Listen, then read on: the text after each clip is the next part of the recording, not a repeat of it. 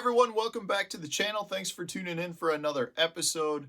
I've done a lot of videos recently talking about specific fishing locations that you should be looking for, whether that's been break lines, points, humps, different videos that kind of talk about what to look for and where to fish those different spots and why they're good. Kind of that 5 W's of different fishing spots. And because they've been received so well by the viewers, I'm going to continue doing them. And today I want to talk about saddles, which in my opinion is one of the best places to fish, and probably one of the most overlooked locations as well. And I think when people do fish them, they don't know that they're fishing them, and because they're not actually aware that they're fishing a saddle, they're not fishing it correctly. So that's what I want to talk about today. Before I get into it, I do want to remind you guys, though, if you want to support the channel and you're looking to buy some outdoor gear, fishing tackle, hunting gear, that sort of thing, please go into the description and click the link to therealshot.com. Anything you buy there, if you use the discount code STEFAN10, you'll get 10% off your order. It helps support the channel, and you guys get a little bit of a discount. Plus, it supports a local Wisconsin tackle shop. So, guys, saddles are one of the most overlooked items or pieces of structure that you can fish. A lot of people don't have a really tough time picking them out. A saddle, for the most part, is a piece of land that connects two other high spots. So if you've got two islands and there's a strip of underwater land below the water that connects those two islands that has deeper water on both sides, you've got a saddle. Right? It kind of looks like a saddle on a horse. You've got a dip, two high spots with a dip, and then it falls off on both sides. That's why they call them saddles. So you can find a saddle anywhere where you've got that low spot between two high spots with deeper water on both sides. So a lot of times if you're looking for saddles, you're going to be looking for a point coming off the shore that then has an island out from it. You get a saddle. In that case, a lot of times you may get a saddle from a point to an underwater hump. You may have a saddle between two underwater humps. They can be located all over the place, but you need two high spots with a connecting strip of land that is deeper than the high spots, and then having deeper water on the sides than the highest point of the saddle itself. All sounds kind of confusing. I hope the picture I put up helps with that. But the saddle is a really key piece of structure for a couple of reasons. One, you've got two high spots on both sides that are good feeding location for the fish. And then you've got a deeper water section that provides them safety to sit in when they're lethargic. And you have deep water access off to the sides that is significantly deeper if they want to move deeper for some reason. But the saddle is a great place for game fish to corral, not to keep using Western terms with saddle, but to corral bait fish so they can swim out into deep water, find a school of shad, and push them into the sides of the hump, push them into the sides of the saddle. It just allows them really an easy place to sit and then move out, chase bait fish, and use the sides of the high spots to feed. So they're really good places to fish. They're often overlooked because usually what happens is people will just fish either the point or the hump or the parts of the saddle, the most obvious parts. But generally speaking, those fish are only going to be on those top high spots when they're truly very active.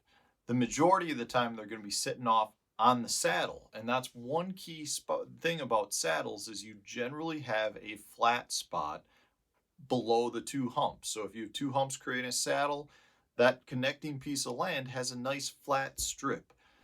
Fish like to sit on flat strips of land. It creates a very good place for them to feel comfortable, and it's a very good place for them to move horizontally and see what's going on around them. Especially if you're talking about in the winter months, fish like to sit on a flat spot versus any sort of vertical incline and suspend off of it. It's something that I've picked up on over the years, and it just seems like if you have a point and there's a little flat spot on the point, generally those are pretty good. So if you have a flat strip of land connecting two good contour line breaks, whether they're vertical or whether they're vertical in height or falling in depth, In either case, the fish like to sit on that flat spot, and that's what you have with a saddle. So when do I like to fish saddles?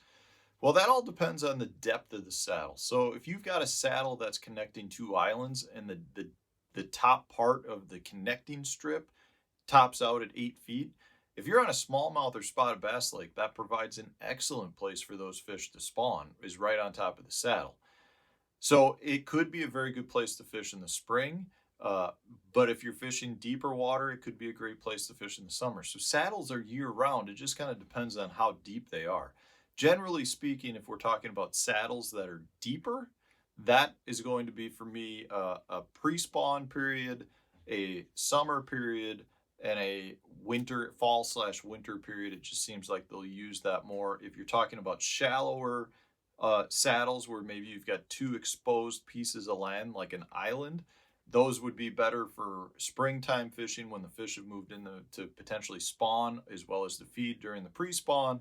And then in the summer, you'll have good active fish that are always up shallow. So those are good locations. But come the fall period, a lot of times that stuff might be further offshore, or the winter specifically. Again, it just depends on the depths, but they are year-round pieces of structure that you need to be aware of and you need to fish.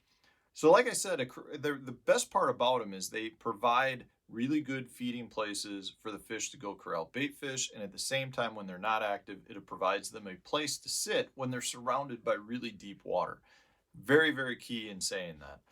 When it comes to fishing them, the key things that you're going to be looking for are tight contour lines. So if you have a steep breaking section of the humps or the saddle, that's where the fish are probably going to be pushing the bait fish, because it creates more of a vertical wall. And therefore, if you have a vertical wall, those bait fish can't keep going forward. They can either go up or to the sides, right? So that makes it easier for game fish to corral the bait fish. If you've got any sort of rock pile or isolated cover, like a brush pile or a stump, those can be really good places if they're sitting on top of the saddle section itself.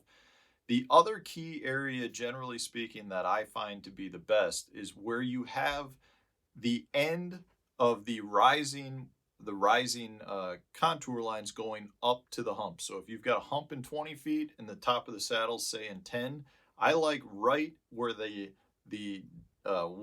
contour lines start to rise up towards the hump. So you'd be talking about right at the base of that 30 feet. So the hump is in 20, dropping off to 30, right where that hump starts. So the two ends of the saddle are generally going to be the best, right where they start rising up to the hump or the point or the island, whatever it is. Those are really key places. In the wintertime, a lot of times they'll sit directly in the middle of the saddle just because they are completely lethargic and they're not looking to feed much. They are just looking for a place to winter, and they might sit there for days without moving.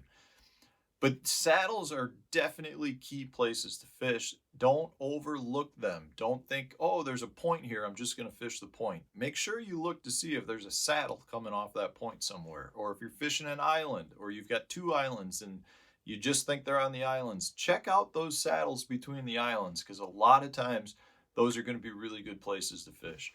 From a bait standpoint, again, it just depends on how deep the saddle is. If you're talking a shallow saddle, top waters can be excellent, jerk baits can be excellent, swim baits can be excellent. If you're talking deeper saddles, 20 to 30 feet deep, then you're going to be probably looking more at your deep swim baits, deep crankbaits, drop shots, Carolina rigs, those types of baits. So it really just comes down to how deep you're fishing, what baits you want to make work. But it's the same sort of baits you'd be throwing on ledges, on deep humps, deep points, that type of thing. It's just a different type of structure that you need to be familiar with. So I hope this video on saddles was helpful. Don't overlook them next time you head out to the water. If you enjoyed the video, hit the like button.